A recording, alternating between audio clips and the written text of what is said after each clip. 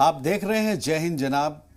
और आज हम बापू को याद कर रहे हैं, महात्मा गांधी को याद कर रहे हैं। जिस दिन उन्होंने पर्दा किया, जिस दिन उन्होंने इस दुनिया को अलविदा कहा, वो तारीख था 30 जनवरी। 30 तारीख 3 का बहुत अहमियत है। जब आप कोई भी काम करते हैं इस्लाम के हिसाब से तो आप कहते हैं बिस्मिल्लाहिर्रहमानिर्रहीम। अगर उसको न्यूमरोलॉजिकली आप देखें तो वो है 786। 7 + 8 + 6 इज इक्वल टू 21। 2 + 1 = 3।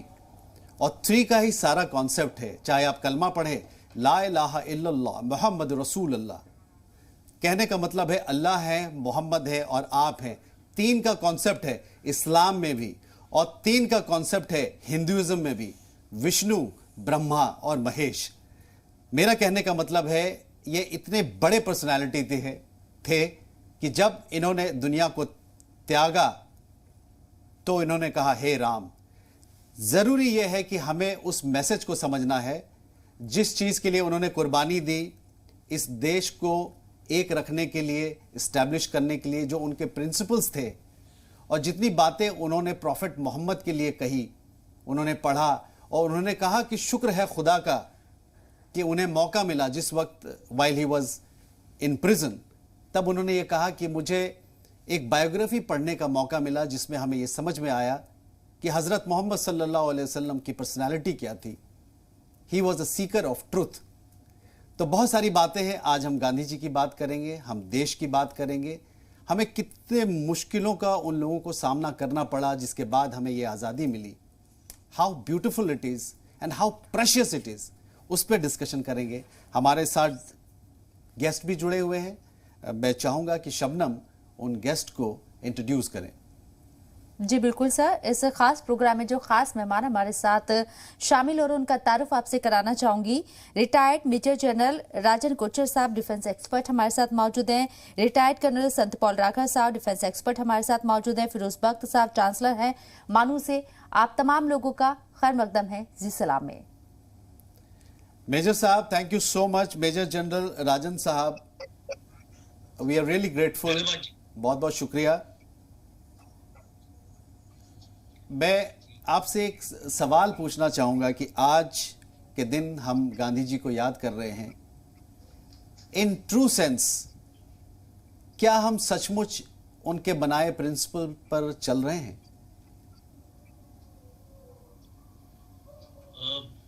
धन्यवाद इरफान जी, आपने मुझे आमंत्रित किया आज के दिन।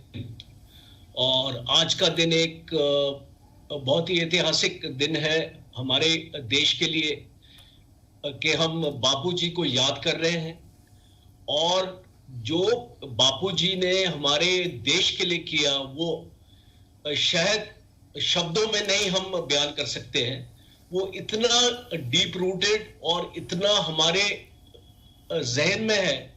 1981 में जब मैंने फौज ज्वाइन करी थी और मैं स्कूल से सीधा नेशनल डिफेंस एकेडमी में आया था, बापूजी की छवि और जो उनके प्रिंसिपल्स हैं वो हम लेके चले थे।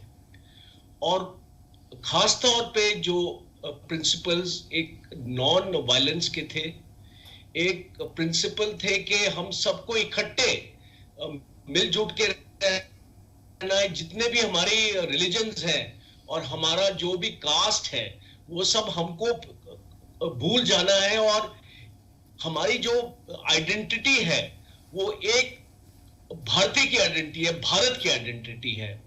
और ये जो प्रिंसिपल्स जो बहुत मायने रखते हैं आज के यूथ के लिए, जैसे आपने एक प्रश्न पूछा है कि आज हम ये प्रिंसिपल्स को फॉलो कर रहे हैं, कुछ हद तक हम उसको फॉलो कर रहे हैं। इसको मेरा ये मानना है कि हम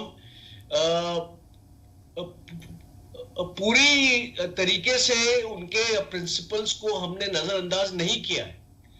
आज भी हमारे जो बापूजी ने कहा था कि एक स्वच्छता लानी है हमारे देश में, वो स्वच्छता हम लाने की कोशिश कर रहे हैं। और ये स्वच्छता खाली बाहरी सफाई की नहीं है, अंदर की सफाई की भी बहुत जरूरी है। और that's really wonderful। आपने बहुत ही एक वैलिड सवाल रेज किया है यहाँ पे कि स्वच्छता होना है, बाहरी स्वच्छता तो ठीक है, लेकिन अगर आपके दिमाग में कचरा भरा हुआ है तो उसकी भी सफाई बहुत ज़रूरी है। मैं कर्नल सतपाल राघव साहब से भी पूछना चाहूँगा। Thank you very much colonel Raghav साहब for being a part of this program. बहुत बहुत शुक्रिया।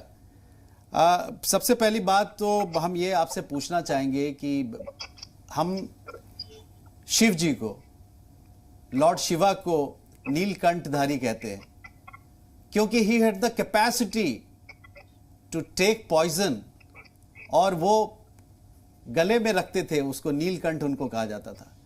तो गांधी जी ने जो जहर था कहीं बाहर, जो जहर था कहीं बाहर, जो नफरत था कहीं बाहर, उसको बुलेट के फॉर्म में उन्होंने ले लिया, उसको कंज्यूम कर गए वो। इसलिए वो महात्मा गांधी द ग्रेट कहलाते हैं। वो सिर्फ हिंदुस्तान ही नहीं, पूरे दुनिया में आप किसी भी बच्चे, छोटे बच्चे से भी पूछेंगे डू यू नो द महात्मा, तो वो जरूर कहेगा यस। अफसोस की बात यह है कि बेन किंग्सले ने जब ये फिल्म बनाया गांधी, तो उसके बाद लोगों ने कहा, बहुत सारे बच्चों ने अपने पेरेंट्स से पूछा, oh daddy he was so great, my god उन्होंने ऐसा किया। तो मेरा यह मानना है कि क्या हम गांधी को सही मायनों में, सही ढंग से याद कर रहे हैं, उनके प्रिंसिपल्स को याद कर रहे हैं, उन्होंने जो लोगों को एक करने के लिए जो फास्ट अनटू डेथ उन्होंने की थी, just to keep everybody united, are we doing it? सर्वप्रथम मैं महात्मा गांधी जी को, जो स्वतंत्रता के महानायक और सत्य और अहिंसा के पुजारी को, आज उनकी 74 पुण्यतिथि पर शत शत नमन करता हूं। ये जो प्रोग्राम जो आपने ऑर्गेनाइज किया है, ये अपने आप में एक अदम्य मैसेज देगा पूरे देश को कि गांधी जी के प्रिंसिपल्स सत्य अहिंसा, सत्यमेव जयते, और जो उन्होंने न्याय लिया और स्वतंत्रता का मैसेज, ना केवल भारत की स्वतंत्रता ली, सत्य और अहिंसा के प्रिंसिपल्स पर दूसरे देशों को भी प्रभावित किया, अफ्रीकन देशों को भी किया।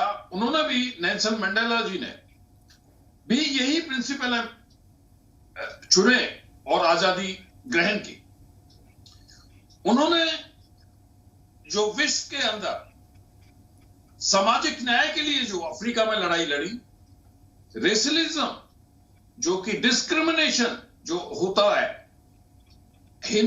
सफेद और काले का, उसको भी एक विश्व को बहुत बड़ा एक मैसेज दिया, और सामाजिक न्याय के लिए वो हमेशा लड़े। और हमारे देश के अंदर उन्होंने हिंदू मुस्लिम एकता के लिए बहुत कार्य किए, और पूरे विश्व में जब हिफाजत जो आंदोलन था उसका भी मैसेज दिया, वो पूरे वर्ल्ड के अंदर उन्होंने ये मैसेज दिया कि हिंदू मुस्लिम एकता मंच से, भारत से शुरू करके पूरे विश्व को बड़ा मैसेज दिया। आज हमारे देश के अंदर जो भी आंदोलन होते हैं वो एक संवैधानिक सत्य और अहिंसा के बेस पे होते हैं, जो गांधी जी ने हमको दिया। नंबर 1। नंबर 2, जो पिछड़े वर्ग है उनको सामाजिक न्याय के लिए जो आज हम लोग गवर्नमेंट्स हमारी करती हैं, या वो गांधी जी की एक बहुत बड़ी सोच थी, और पिछड़े वर्ग को जो उन्होंने पुश किया मेन स्ट्रीम में लाने के लिए, आज भी हम इसका फॉलो कर रहे हैं, नीतियों के द्वारा और सामाजिक कार्यों के द्वारा। और असमानता को जो उन्होंने जो दिया था नीचे वर्ग का और दूसरे का, उसका भी हम फॉलो कर रहे हैं। और स्वच्छता का जो जन साहब ने बताया, उसका भी आप अभियान देखें और उसका लोगो भी वो गांधी जी के ऊपर ही है और इससे लोग बड़े प्रभावित हैं और कर रहे हैं जी। कर्नल राघव साहब, आपने जो बातें बताई, मुझे ऐसा लगता है कि हमें हर बार इसको रिवाइंड करके दोबारा सुनने की ज़रूरत है और इसे रीअसेस करने की ज़रूरत है, और बच्चों को, specially school children and college children, उनको बार बार ये डीप रूटेड उनके अंदर में इस चीज़ को डालना है। मेरे ख्याल से टीचर्स द्वारा, पेरेंट्स द्वारा इन बातों को बताना है। लेकिन एक जगह मैं थोड़ा सा जो थॉट से हमारे वेरी करते हैं, ये सवाल मैं फिरोज बख्श साहब से पूछना चाहूँगा। फिरोज साहब, क्या आप हमें सुन पा रहे हैं? जी, आपको मेरी आवाज पहुंच रही है? जी जी, thank you very much for being a part of this program. बहुत बहुत शुक्रिया। फिरोज साहब, मैं आपसे ये पूछना चाहता हूँ, जब हम कभी बात करते हैं गांधी जी की, जब हम बात कभी भी किसी भी फ्रीडम फाइटर की बात करते हैं जिन्होंने स्ट्रगल किया अंग्रेज़ों को यहाँ से भगाने के लिए, जो जुल्म और सितम हो रहे थे उससे आम हिंदुस्तानियों को बचाने के लिए बहुत सारी कुर्बानियाँ उन्होंने दी। इंडिया गेट आप जाएंगे, बहुत सारे नाम लिखे हुए हैं, बहुत सारी सैक्रिफाइसेस इन्होंने दी है। हमारे बुजुर्गान दीन ने भी बहुत सारे सैक्रिफाइसेस दिए हैं इस प्यारे मादरे वतन के लिए। जब भी कभी कोई ये कहता है कि गांधी जी ने हिंदू और मुसलमान को मिलाने के लिए, एक साथ रखने के लिए बहुत मेहनत की उन्होंने, मैं इस बात को नहीं मानता। मैं इस बात को नहीं मानता कि वो एक हिंदू को एक मुसलमान से मिला रहे थे, वो एक हिंदुस्तानी को एक हिंदुस्तानी से मिला रहे थे। नो हिंदू नो मुस्लिम। उनको ये पता था कि ये हिंदुस्तान के बच्चे हैं, ये इस मुल्क के बच्चे हैं। वो मजहब के चश्मे से एक इंडियन को नहीं देखते थे। और मुझे ये कहते हुए फक्र है कि ऐसे बहुत सारे पॉलिटिकल लीडर्स आज भी मौजूद हैं इस हिंदुस्तान में जो उस चश्मे से लोगों को नहीं देखते हैं। All Indians are equal, no Hindu no Muslim. आप क्या कहते हैं फिरोज साहब? देखिए, बहुत बहुत शुक्रिया। आपने गांधी जी की तो बहुत बड़ी हस्ती थी और मैं क्या नाचीज क्या गांधी जी के ऊपर अपने ख्यालात का इजहार करूंगा, लेकिन चूंकि मुझसे कहा है तो मैं एक टूटी फूटी सी कोशिश जरूर करूंगा। ये मैं सबसे पहले तो खराजी अकीदत पेश करना चाहता हूँ। आज मार्टियर्स डे है और उसके ताल्लुक से मैं ये भी कहना चाहूंगा कि मेरे आइडियल्स में गांधी जी और मौलाना आजाद बराबर की पोजीशन रखते हैं। और रही बात मजहब की, मजहब देखिए, फॉरेन कंट्रीज में आप जाएं, religion is not so important an issue, लेकिन अब हिंदुस्तान में मजहब बहुत सेंसिटिव चीज है। मजहब की जब बात आती है तो महात्मा गांधी का एक कोट मुझे याद आता है जो राम राज्य के ताल्लुक से है। महात्मा गांधी ने लिखा था अपने 1906 उनका एक अखबार निकलता था, दी ओपिनियन, वो निकालते थे गुजरात से। उसमें बड़ा अच्छा कोट है जो मैं समझता हूँ कि आप सबको भी सुनना चाहिए। उन्होंने लिखा था, माय हिंदुइज्म, क्या my religion, my Hinduism teaches me to respect all religions, in this lies the secret of Ram Rajya. असल राम राज्य या असल हिंदुइज्म या हिंदुत्व क्या है? सभी मजाहिब का अदब करना, उनका आदर करना, मान सम्मान करना। इस पे वो चलते थे और उनका कैबिनेट भी इसी पे चलता था और वही लीक आज भी चलती है। जो आज का गवर्नर है वो भी इस बात को मानता है, जैसे हम कहते हैं सबका साथ, सबका विकास, सबका विश्वास, सबका प्रयास। उसी लाइन पे ये गांधी जी की भी लाइन है, मौलाना आजाद की भी लाइन है, और आज हमारे गवर्नर्स की, हमारे वजीर आजम नरेंद्र मोदी साहब की भी यही लाइन है। एक बात और बहुत अहम कही थी गांधी जी ने, क्योंकि आपने मजहब से मुझे जोड़ा है उन गांधी जी को लेके, एक बात और कहना चाहूंगा। उन्होंने, गांधी जी ने ये भी लिखा था, और ये भी 1906 के ही द ओपिनियन में उन्होंने लिखा था, no religion taught man to kill fellow man because he held different opinions और वॉज ऑफ अनदर रिलीजन। बिल्कुल बहुत अच्छी बात है और आज भी हम इसका जो है उसको फॉलो करते हैं, इसको मानते हैं। मैं दो एक चीजें गांधी जी की जो शायद आप लोगों को पता हो या नहीं पता हो बताना चाहूंगा। गांधी जी हर मजहब के स्क्रिप्चर को पढ़ते थे। ठीक है, उन्होंने रामायण भी पढ़ी, उन्होंने गीता भी पढ़ी, वो कुरान भी पढ़ते थे, वो बाइबल भी पढ़ते थे, वो गुरु ग्रंथ भी पढ़ते थे, और जो दूसरे मज़ाहिब की बड़ी किताबें वो भी पढ़ते थे। एक दफा ऐसा हुआ कि ये बड़ा बाजार का वाकया बता रहा हूँ। उस वक्त हिंदू मुस्लिम जो फसाद छिड़ा हुआ था, हिंदू मुसलमान का गला काट रहा था, मुसलमान हिंदू का गला काट रहा था। ये 1947 के अवाइल की बात है, 1947 बल्कि 48 की। Immediately after partition there was a huge Hindu Muslim riot all over India। तो गांधी जी बड़ा बाजार में जा रहे थे, तो एक मुसलमान था कोई, उसका नाम मुझे याद नहीं आ रहा है, खैर नाम अभी याद आ जाएगा। उसने गांधी जी को गले से पकड़ लिया। अब सिक्योरिटी नहीं होती थी, गांधी जी वैसे भी सिंपल आदमी थे। उसने कहा भाई तुम जो है मुसलमानों के दुश्मन हो और मैं तुम्हें आज नहीं छोड़ने वाला, ठीक है। कोई मंडल था, मोहम्मद अली मंडल।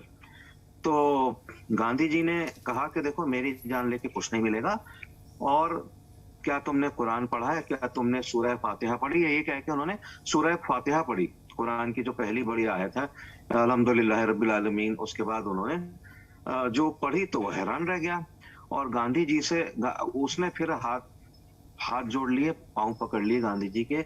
उसने कहा मैं माफी मांगता हूं। उसके बाद वो मंडल जो है, मोहम्मद अली मंडल, गांधी जी का फॉलोअर बन गया। तो गांधी जी की तो ये बात थी। और मैं एक चीज और बताऊंगा, हो सकता है जो दूसरे सवालों में आप मुझसे जरूर पूछेंगे। गांधी जी की जो सेंस ऑफ ह्यूमर थी, यानी जो कटाक्ष करते थे ना, वो बड़ा जबरदस्त था। जैसे मौलाना आजाद की सेंस ऑफ ह्यूमर बहुत जबरदस्त थी, ऐसी गांधी जी की भी थी।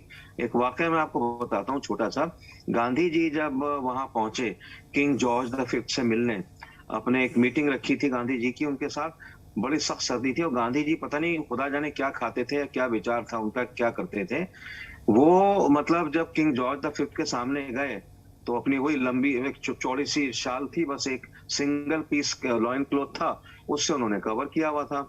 तो उनके पास जो है, गांधी जी के पास एक नोट दिया किसी ने, अंग्रेज अफसर ने। सुनिए, बड़ी दिलचस्प चीज है। उस नोट पे क्या लिखा था? अंग्रेजी में लिखा था, डॉक्टर साहब, has Gandhi worn enough to see the king of England? ये क्या गांधी जी ने सही तरह के कपड़े पहने, और सूट बूट टाई वगैरह, नेक टाई? ये क्वेश्चन था। तो उस पर गांधी जी ने क्या जवाब दिया? गांधी जी ने जवाब दिया, the king of England has enough on to see both of us. तो ये उनकी बात थी। तो यही वजह थी कि गांधी जी जैसे, और जो उनकी टीम थी, ठीक है, Maulana Azad. We got your point. Thank you so much. आपने एक ह्यूमर भी जोड़ा इसके साथ। सतपाल राघव साहब, कर्नल सतपाल साहब, आपको क्या लगता है कि जो थॉट थे गांधी जी के, उन बातों को क्या हम सही डायरेक्शन में लेके जा रहे हैं? आज हम राम राज स्थापित करने की बात कर रहे हैं। जाहिर सी बात है कि गांधी जी जब कभी कहीं जाते थे और किसी से मुलाकात होती थी, तो वो द भगवत गीता लेके जाते थे और वो उसको देते थे। He used to project India, सबके सामने बताते थे कि ये हमारा प्यारा मुल्क है और इस तरह की बातें हैं। आपको क्या लगता है कि क्या उसी फिलॉसफी को लेके, because until or unless I understand your religion, हम आपको ठीक से समझ नहीं पाएंगे। जी देखिए, जो बेसिक प्रिंसिपल ऑफ लाइफ और बेसिक प्रिंसिपल ऑफ कंट्री, सत्य और अहिंसा, जो गांधी जी का है, वो प्रिंसिपल वही है। अगर आप देखें, जो भी उन्होंने आंदोलन किए, वो सत्य और अहिंसा के बेस पे थे, और उनको हमेशा विजय मिली। मैं पहला आंदोलन कहूं या उन्होंने एक ब्रिटिश ने इनको फर्स्ट वर्ल्ड वॉर के टाइम पे बुलाया था, और इनसे मिले थे जो वायसराय साहब थे। तो उन्होंने जो सत्य कहा उनको कि आप आर्मी के लिए, हमारे नागरिकों को कह रहे हैं कि आर्मी वर्ल्ड वॉर को ज्वाइन करें। तो मेरा जो मानना है, जो गांधी जी ने उन्होंने कहा कि हम लोकतंत्र में ये नहीं होना चाहिए, तो उन्होंने उसको रेजिस्टेंस दिया, और उन्होंने, ब्रिटिश ने भी इस बात को माना। मैं यहां ये बात कहना चाहता हूं कि उन्होंने अपनी बात हमेशा जो रखी सामने, वो सत्य के बेस पे रखी, और उसको जो भी आंदोलन किए उन्होंने वो अहिंसा के किए।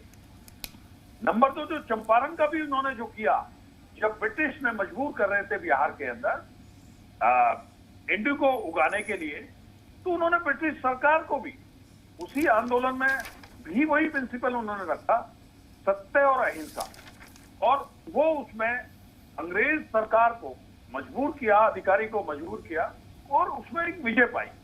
मैं तीसरा जो आंदोलन उन्होंने किया वो खेड़ा में किया, जहां पे कि अकाल और वहां पे प्रताड़ित किए जा रहे थे, टैक्स के लिए मजबूर कर रहे थे। आजकल ये देखा गया है कि सोशल मीडिया में हेट वीडियोस मिलते हैं बहुत, यूट्यूब पर, फेसबुक पर, ट्विटर पर, इंस्टाग्राम पे कहीं कहीं हेट वीडियोस मिलते हैं, कहीं पे टॉर्चर करने के वीडियोस मिलते हैं। लेकिन जब पॉलिटिकल लीडर्स इन बातों पे, इन मसलों पे चुप रहते हैं, उनके तरफ से जब कोई ट्वीट नहीं आता है, तो ये this is not a small issue, ये एक भारी समस्या है। क्योंकि आपको मैं ये याद दिलाना चाहता हूँ कि इस तरह के जो वीडियोस होते हैं जहाँ पे कोई एक पर्टिकुलर कम्युनिटी किसी को टॉर्चर करता है, फिर उसे अपलोड करता है और भड़कीला बयान देता है, उन वीडियोस को लेकर राइवल कंट्रीज में, आई रिपीट, राइवल कंट्रीज में एक ह्यूमन बॉम्ब तैयार किया जाता है जो 26/11 जैसे एपिसोड क्रिएट करता है, जो पार्लियामेंट अटैक जैसे एपिसोड क्रिएट करता है। तो आप ये मान के चलिए कि इस तरह के हेट्रेट को अगर आपने स्टॉप नहीं किया और अगर आग की लपटें कहीं बाहर है, तो ये मान के चलिए कि वो आग की लपटें आपके घर के अंदर, आप तक वो पहुंचेगा। बहुत सारे सवाल हैं, शबनम कुछ पूछना चाहती है, प्लीज गो अहेड। जी बिल्कुल। कर्नल संतपाल राघव साहब, मेरा सवाल आपसे है, मजहब नहीं सिखाता आपस में बैर रखना, हिंदी है हम, हिंदी है हम, वतन है हिंदोसिता हमारा। लेकिन आप देखिए, क्योंकि सोशल मीडिया का जमाना है, बहुत चीजें वायरल होती हैं, जैसे कि सर ने भी कहा है, एक छोटी सी जो हेट स्पीच होती है वो किस तरीके से वायरल की जाती है। हिंदुस्तान को मजहब के नाम पर लोगों को हिंदुस्तान के अंदर बांटने की कोशिश हो रही है। बापू ने ऐसे हिंदुस्तान का ख्वाब नहीं देखा था। जी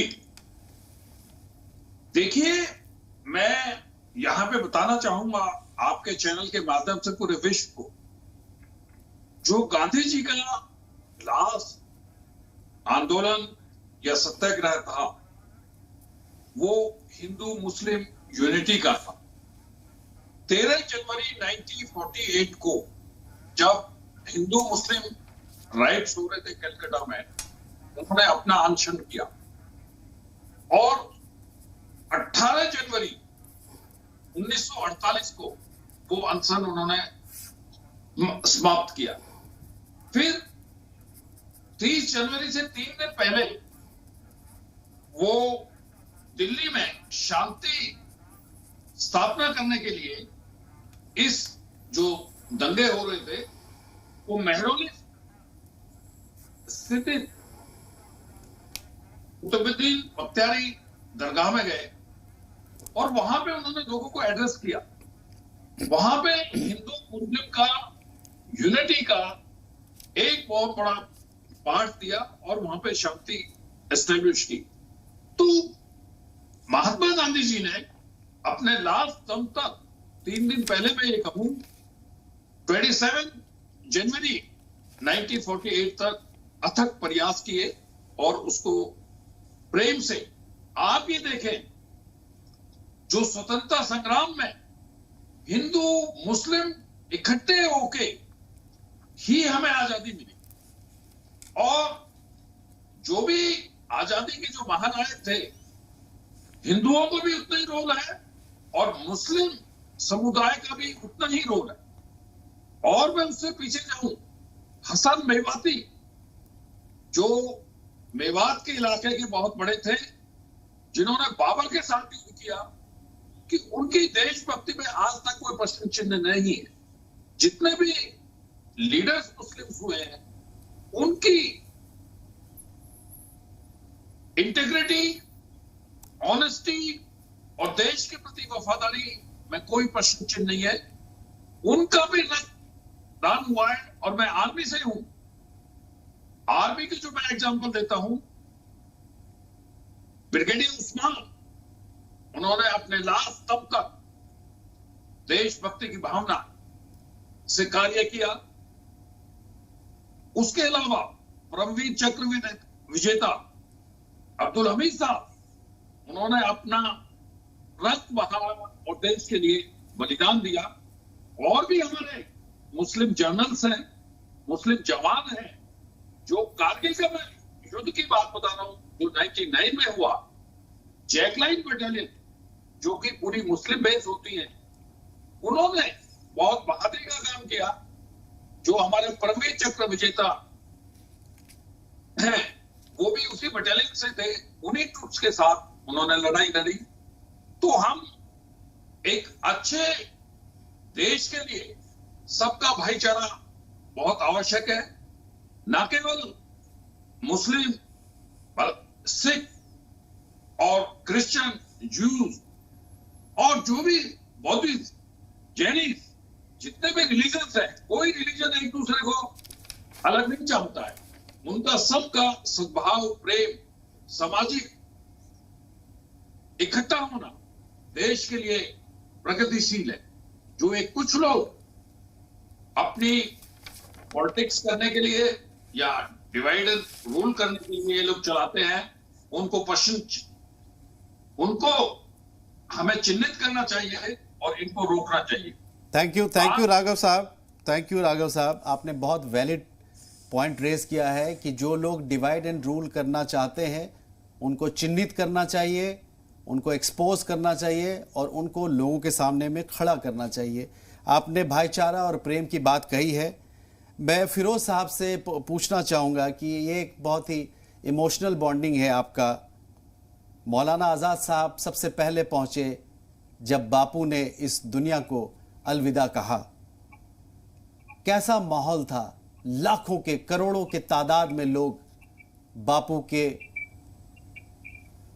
जो बॉडी है उसके पीछे पीछे वो चल रहे थे, उनके शरीर के पीछे चल रहे थे, उनके आत्मा से जुड़े हुए थे। कैसा वो पल था? नहीं, बिल्कुल। देखिए, ये जो आपने बात कही तो हो सकता है इस प्रोग्राम में सुन रहे कुछ लोगों की आंखें आप दीदा हो जाए। वो बहुत ही एक दिल को समझिए छलनी कर देने वाला पल था। और गांधी जी जैसा आदमी जो है वो दुनिया में एक ही बार पैदा होता है। 3 लोगों का नाम लेना चाहूंगा जो गांधी के लेवल के थे या गांधी जी के लेवल से कम थे लेकिन बराबर थे। उनमें एक तो खुद महात्मा गांधी, एक मार्टिन लूथर किंग और नेल्सन मंडेला। दुनिया में, मैं नहीं समझता दुनिया की पूरी तारीख में जितनी भी पुरानी दुनिया है, ठीक है, हंड्रेड्स मिलियंस ऑफ ईयर्स, ऐसे 3 जो लोग हैं जिन्होंने वैल्यूज दी, यगानगी की, आपसी भाईचारे की, हम आहंगी की, ऐसे लोग जो हैं दुनिया में दोबारा पैदा नहीं होंगे। हाँ, ये जरूर है कि इनकी जो एक लाइन है, जो प्यार मोहब्बत की, आपसी भाईचारे की लाइन है, उसको काफी लोगों ने फॉलो किया है, आज भी फॉलो कर रहे हैं, वही रास्ता है। और जो वो आप बता रहे हैं कि 30 जनवरी 1948 वो बड़ा दर्दनाक दिन था और गांधी जी अपनी पूजा के लिए पहुंचे थे वहां पे, जहां 30 जनवरी मार्ग पे आज उनका एक मेमोरियल बना हुआ है। और ये सब जो वाकया हुआ ये बड़ा अंदोनाक था वाकया। और कुछ लोग तो सदमे से ही फौत हो गए थे कि गांधी जी के साथ ऐसा हुआ। गांधी जी अकेले नहीं गए थे, कई लोगों को दिल को ऐसा झटका लगा था, वो भी नहीं बचे थे। उसमें हर किस्म के, हर के और हर धर्म के लोग थे। तो मैं कहना चाहूंगा इसमें कि गांधी जी भले ही नहीं रहे, भले ही सरदार पटेल नहीं है, भले ही मौलाना आजाद नहीं है, लेकिन उनका जो बताया हुआ रास्ता है उसी रास्ते पे हिंदुस्तान चलता रहा है और आगे भी उन्हीं लोगों के बताए हुए रास्ते पे चलेगा। तो डेफिनेटली इंडिया जो है एक तेजगाम रास्ते पे है, विश्व गुरु बनने के रास्ते पे है। और भाईचारगी, मैं समझता हूँ ये जो नारा था हिंदू मुस्लिम सिख ईसाई, आपस में भाई भाई जब कुछ रंजिश हुई थी तब ये नारा गांधी जी ने दिया था और ये नारा आज भी अमर है। और मैं ये भी कहना चाहूंगा, गांधी जी को पढ़ने का बड़ा शौक था। वो जेल में भी पढ़ते थे, बल्कि जहां Ahmednagar, I am sorry not Ahmedabad, Ahmednagar jail में जहां गांधी जी और पंडित नेहरू और मौलाना आजाद कैद थे, तो वहां पे गांधी जी ने बड़ी सारी किताबें पढ़ी। और मैं नाम बता दूंगा उन किताबों क्या नाम था। तो थी ड्यूटीज ऑफ मैन, जिसके राइटर थे मजीनी, और एक थी on the duties of civil obedience, उसके जो राइटर थे वो थे एच.डी. थॉरो, जिन्होंने वॉल्डन पॉन्ड भी लिखी है, बड़ी जबरदस्त किताबें उनकी हैं। फिर गांधी जी ने एक 2-3 किताबें और चट कर ली, जिसमें poverty and un British rule in India, ये दादा भाई नारोजी की किताब थी। और फिर उन्होंने द लाइट ऑफ एशिया, इसको एडविन आर्नल्ड ने लिखा था। इन सबको पढ़ने के बाद जो आपने बात करी, शुरू में बात की थी, राम राज्य की भी बात की। राम राज्य वही है जहाँ शेर और बकरी एक साथ पानी पिए, जहाँ हिंदू मुस्लिम सिख ईसाई आपस में गले मिले, एक दूसरे के त्योहारों पे मिठाइयों का जो है वो आदान प्रदान हो, आपस में एक्सचेंज हो। तो उन्होंने ये सब किताबें पढ़ के कंस्ट्रक्टिव प्रोग्राम किताब लिखी। ऐसे तो माय एक्सपेरिमेंट्स विद ट्रूथ का बड़ा नाम है, लेकिन मैं आज भी बांगे दहली कहना चाहूंगा कि जो उनकी किताब है कंस्ट्रक्टिव प्रोग्राम, मेरा ख्याल है कि जो हिंदुस्तान का गवर्नेंस और हिंदुस्तान का कानून भी है, मुझे पूरा यकीन है कि बी.आर. अम्बेडकर साहब ने भी गांधी जी का जो कंस्ट्रक्टिव प्रोग्राम है उसी को पढ़ के ये कानून बनाया होगा, जो बहुत मुस्तहकम दुनिया का सबसे बड़ा कानून है। गांधी जी हमेशा जिंदा रहेंगे। गांधी जी का जो एजुकेशन है उनकी, मैं समझता हूँ हमारे साथ एक कमी क्या है डॉक्टर साहब, आज हमने गांधी जी को उनके मार्टियर्स डे पे याद किया 30 जनवरी को, फिर हम 2 अक्टूबर को उनको याद करते हैं उनके यौम पैदाइश पे। लेकिन गांधी जी एक ऐसे शख्स हैं कि उनको रोज याद करना चाहिए, रोज उनके सबक पे हमें चलना चाहिए। और यही वजह है कि आज हिंदुस्तान जो इस मकाम पे पहुंचा है। ठीक है, परेशानियां आई, हिंदू मुस्लिम दंगे हुए जो कि नासमझी की वजह से होते हैं, लेकिन मैं फिर भी कहूंगा, जैसे हमारे दोस्त कर्नल सतपाल साहब ने भी कहा था और राजन साहब ने भी उनकी आवाज में आवाज मिलाई थी कि हिंदुस्तान को अगर आगे बढ़ना है, विश्व गुरु बनना है, तो हमें हिंदू मुस्लिम सिख ईसाई ये ताक में रख के जब हम बाहर रोड पे आए तो हम बतौर एक हिंदुस्तानी बन के आए। और यही सबक जो है गांधी। फिरोज साहब, बहुत वैलिड पॉइंट्स आपने रेज किया है, लेकिन मेरा ये मानना है कि अगर मुस्लिम कम्युनिटी में गंदगी है तो उसे मुस्लिम कम्युनिटी के लोगों को ही साफ करना पड़ेगा। अगर हिंदू कम्युनिटी में कुछ गंदगी है तो उन्हें ही साफ करना पड़ेगा, क्योंकि अगर आप लाइन क्रॉस करके वो जाएंगे तो वो अच्छा काम भी एक कम्युनल एंगल से देखा जाएगा। तो हमें इस बात का थोड़ा ख्याल रखना पड़ेगा कि अगर इश्यूज हैं, प्रॉब्लम्स हैं अपने कम्युनिटी में, तो अपने कम्युनिटी के लोगों को आगे बढ़ के उसको रेक्टिफाई करना पड़ेगा। जी हाँ, आज की तारीख में सब जगह डिजिटल इंडिया हो चुका है। कोविड प्रोटोकॉल के वजह से जो पेमेंट होता है वो हम डिजिटल पेमेंट करते हैं, तो जाहिर सी बात है कि डिजिटल पेमेंट के दौरान चाहे आप पेटीएम करें या फ़ोन पे करें, अलग अलग ऐप्स बने हुए हैं, तो उसके वजह से आप गांधी जी की तस्वीर को देख नहीं पाते हैं, क्योंकि इंडियन करेंसी नोट में गांधी जी होते ही होते हैं, और जिस करेंसी नोट में गांधी जी की पिक्चर नहीं है उस करेंसी नोट को डुप्लीकेट कहा जाता है, यानी जाली कहा जाता है। तो मेरा यह मानना है कि गांधी जी को हम लोग देखें और उनके बातों पे अमल भी करें और देश को बिल्कुल यूनाइटेड और मजबूत रखें। मेरा ये मानना है कि कुछ सवाल शबनम के जहन में भी है और वो पूछना चाह रही थी राजन कोचर साहब से, मेजर जनरल राजन कोचर साहब से। Shabnam, please go ahead. जी, बहुत बहुत शुक्रिया सर। राजन साहब, मेरा सवाल आपसे है, जैसे कि अभी यहाँ संतपाल राघव साहब ने भी कहा कि आर्मी के अंदर, पुलिस के अंदर एक सिपाही होता है, वो हिंदू मुसलमान नहीं होता। आर्मी के अंदर रूल होता है कि अगर वहां किसी शख्स ने हिंदू मुस्लिम किया या किसी एक्टिविटीज में वो शामिल हुआ तो उससे पनिशमेंट दी जाती है। आपको लगता है मुआशरे के अंदर जो ऐसे कुछ डिस्टर्बिंग एलिमेंट है जो हिंदू मुसलमान को लेकर फसाद की बातें करते हैं या लोगों को बांटने की बात करते हैं, उनको पनिशमेंट देने की जरूरत है? देखिए, फौज में एक सर्वधर्म स्थल होता है।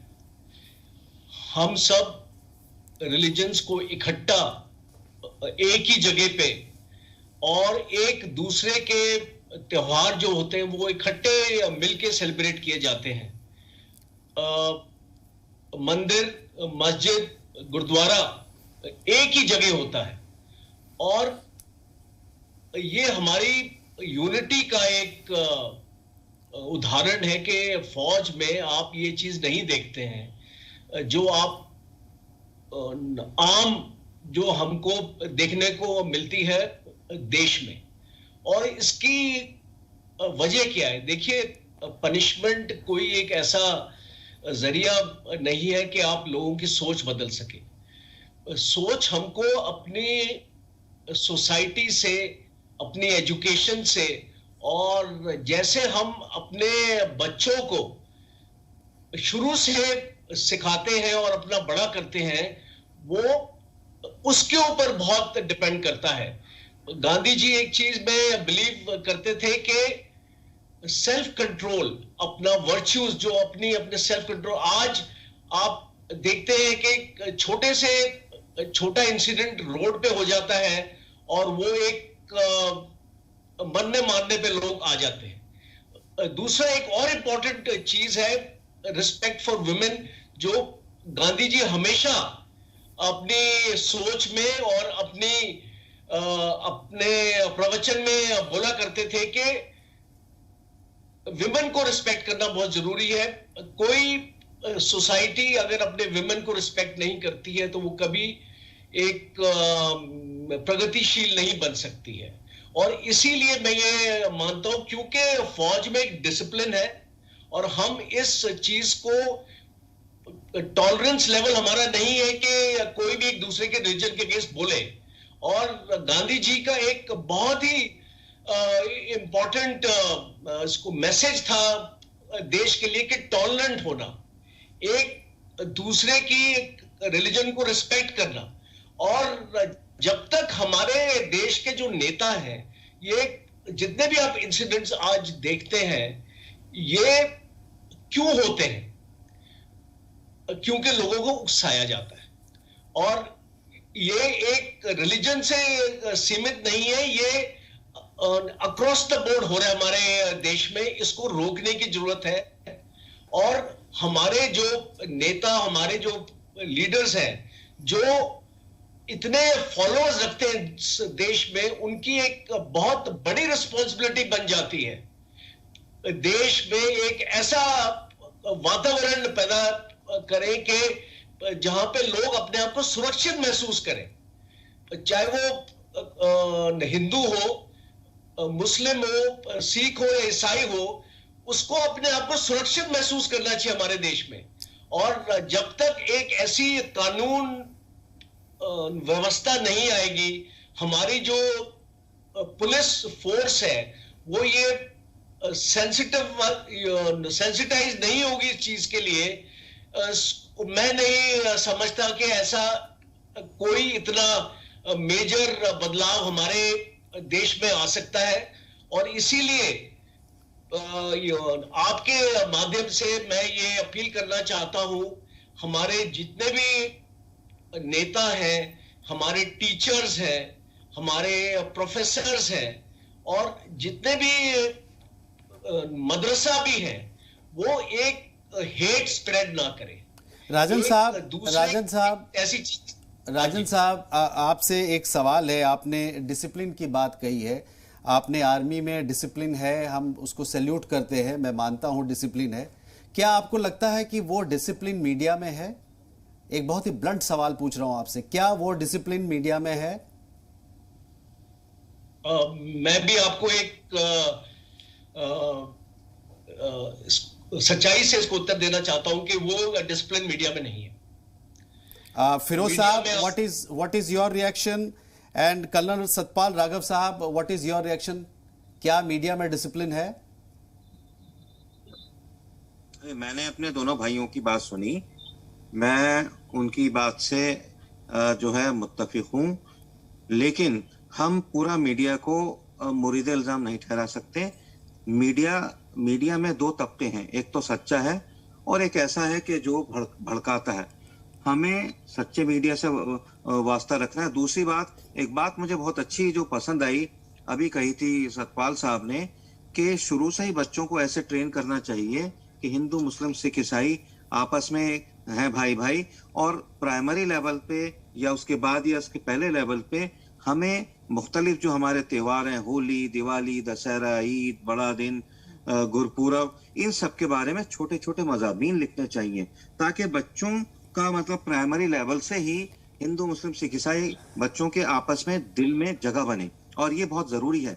ये मशवरा मैंने जो है मिनिस्ट्री ऑफ एजुकेशन को दिया है। ये अलग बात है कि इस पर कोई कार्रवाई होती है नहीं, लेकिन ये बहुत ज़रूरी है। और हम सब, मेरे ख्याल से हिंदुस्तान सबके लिए, ख़ासतौर से मुसलमानों के लिए सबसे प्यारा, सबसे महफूज मुल्क है, और वह हिंदुस्तानी मुसलमान खुद को इतना ज़्यादा महफूज अल्लाह के फजलो करम से महसूस करते हैं, जो कि पाकिस्तान से ज़्यादा महफूज है, सऊदी अरब से, मलेशिया से, और कुछ। कर्नल सतपाल साहब, तो अल्लाह का शुक्र है हम यहाँ बड़े महफूज हैं जी, और अल्लाह की बड़ी मेहरबानी है। कर्नल सतपाल साहब से मैं एक सवाल पूछना चाहूँगा। राघव साहब, अभी बात हो रही थी कि दो तरह के मीडिया हैं, एक जो रियलिस्टिक मीडिया करते हैं, जो रियल बातें बताते हैं, और एक ऐसा मीडिया है जो भड़काता है, लोगों को जहर फैलाता है। आप आर्मी में रहे हैं, एक डिफेंस में रहे हैं, और you have risk your life so many time to have a beautiful India. आपको क्या लगता है कि जो लोग इस तरह का काम करते हैं, कम से कम लोग उनको बॉयकॉट तो करें, उनको देखना बंद कर दे? क्या ऐसा पॉसिबल है? जी देखिए, विकल्प हमारे पास है कि गवर्नमेंट को ऐसे लॉज लाने चाहिए। हम प्रजातंत्र में हैं, फ्रीडम ऑफ प्रेस है, लेकिन इस तरह की जो घटनाएं होती हैं उन पे थोड़ी रिस्ट्रिक्शन लगानी चाहिए और उनको भड़काए नहीं।